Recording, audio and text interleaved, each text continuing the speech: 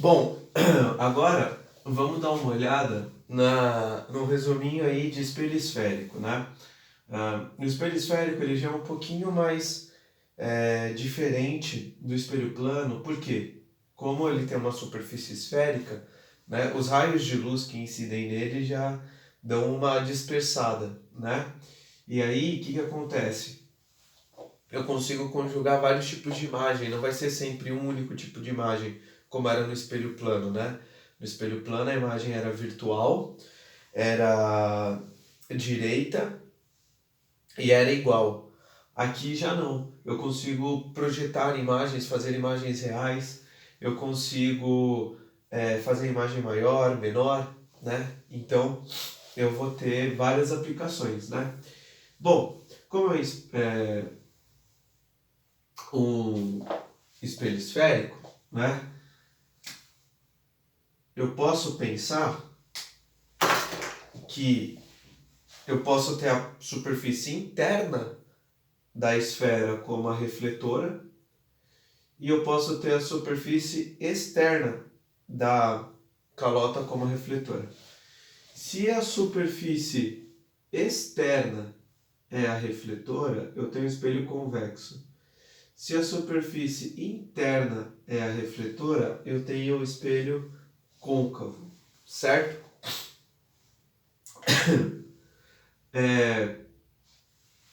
Aí, como que eu vou fazer isso? Como que eu vou construir a minha imagem, né?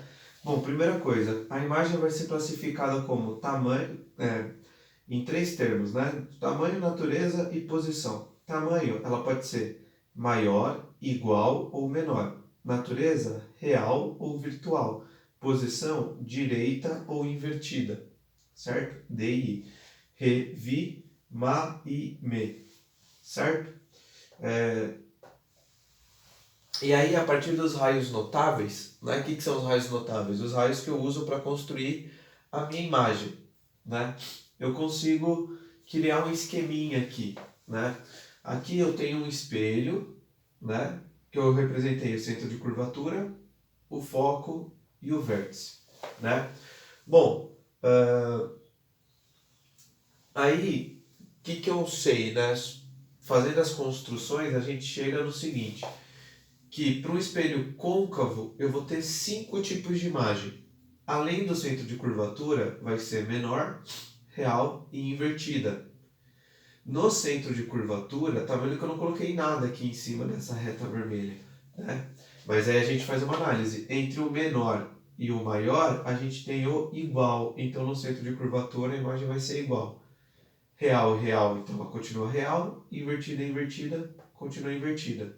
Então no centro de curvatura, igual, real e invertida. Entre o centro de curvatura e o foco, a imagem vai ser maior, real e invertida. Aí no foco, né? No foco, a imagem está entre o maior e o maior, então seria maior, entre o real e o virtual. Só que entre real e virtual e entre invertida e direita, não tem nada, né? Então a gente pode falar que não tem imagem no foco. É o caso que a imagem se forma no infinito, né? Ela está infinitamente para frente. E a gente não consegue enxergar infinitamente para frente, certo? Então, no foco a gente chama de imagem imprópria, não vai ser formada imagem, certo? Entre o foco e o vértice, deu um espelho côncavo, né? Ó, do vértice para cá, para a esquerda, é um espelho côncavo, do vértice para a direita é um espelho convexo, tá? Então, no espelho côncavo, entre o foco e o vértice, a imagem vai ser maior, virtual e direita, né?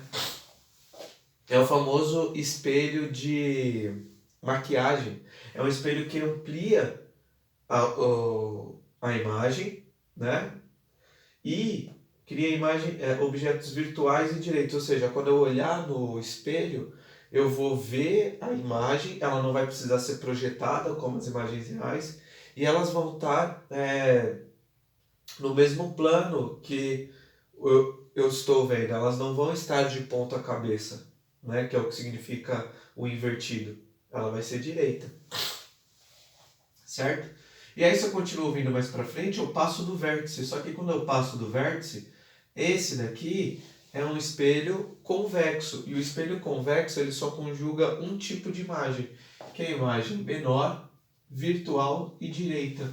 Muito utilizado em supermercados, saída de estacionamento, né? Por quê? A imagem é virtual e direita, ou seja, se eu olho no espelho, eu vejo a imagem lá dentro e ela vai estar normal, não vai estar de ponta cabeça, só que ela vai ser menor, né? Então eu consigo, como as imagens que vão ser formadas são menores, eu consigo colocar mais coisa dentro do espelho e ele aumenta o meu campo de visão, né?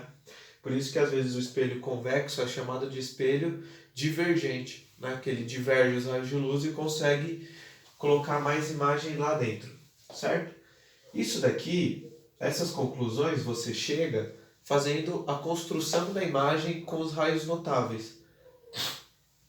Mas você pode chegar nas mesmas conclusões usando a matemática através do estudo analítico. A gente tem duas fórmulas que regem os espelhos, né? 1 sobre F igual a 1 sobre P mais 1 sobre P'. Essa é a lei de Gauss, né? Que fala que 1 sobre a distância focal, que é a distância entre o foco e o vértice, é igual a 1 sobre P, que é a posição do objeto em relação ao espelho, mais 1 sobre P', que é a posição da imagem em relação ao espelho. Essa daqui de baixo é a fórmula do aumento linear, né? O aumento linear ele vai depender do tamanho da imagem dividido pelo tamanho do objeto ou menos o P', né, que é a posição da imagem, sobre a posição do objeto. Aqui você tem que tomar cuidado que tanto o P' ele pode ser negativo. Se eu calculo um P' negativo e substituo nessa fórmula, esse menos aqui continua, ele é um menos da fórmula, aí fica menos com menos que dá mais, certo? Então, cuidado com esse sinal de negativo, ele está na fórmula. Se o P' for negativo, fica menos com menos que dá mais, beleza? Só tomar esse cuidado, que aí você combinando essas duas com isso daqui, você consegue saber, dependendo da imagem, onde estava o objeto, e dependendo do lugar que estava o objeto, onde está a imagem, já fazer uma previsão, beleza? Então é isso daí, galera. Resuminho rápido de espelhos esféricos. Valeu!